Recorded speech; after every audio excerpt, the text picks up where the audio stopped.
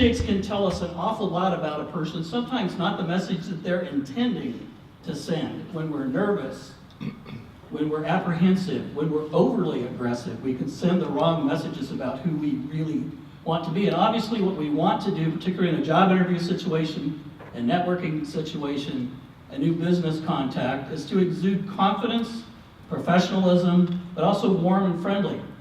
So how do we do that? Well, I'm going to show you, but in order to do that, I need a volunteer. Somebody like to come up front? There we go.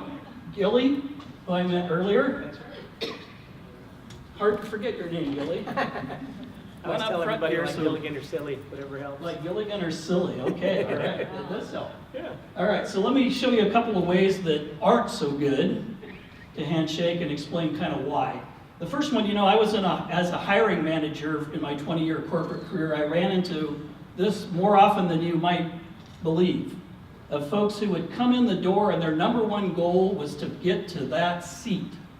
Okay, so there was always like the two chairs in front of the desk and they got to choose one of them for the interview.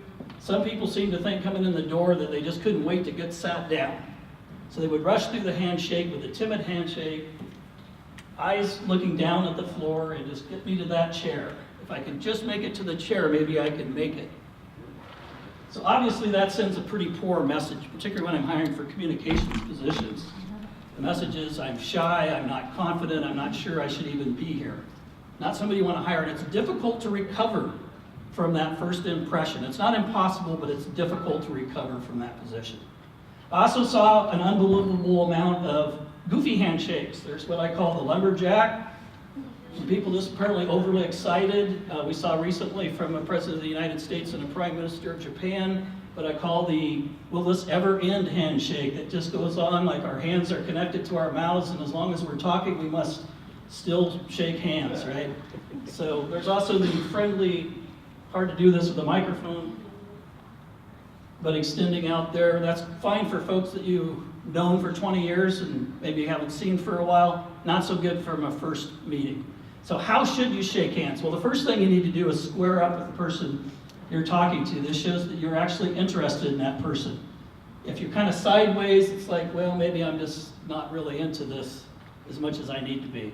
So a handshake is something you don't want to rush. Take your time, do it right. There's plenty of time for the interview afterwards. So you want to square up with the person. You want to meet them with your hand at a 45-degree angle.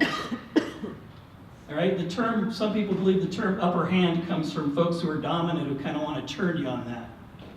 And you'll notice after this session in your life, you'll run into these folks. And it's kind of fun. I like to play a game with them and kind of try to turn the hand back.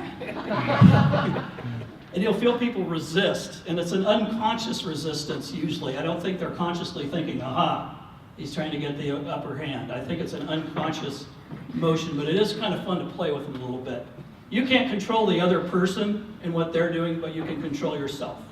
So what you want to do is extend at the 45-degree angle. You want to meet them on a scale of 0 to 10 at a 5 for pressure. They may be squeezing your hand off. You can't control that. You do what you do. They may twist your hand to get the upper hand. You can't control that.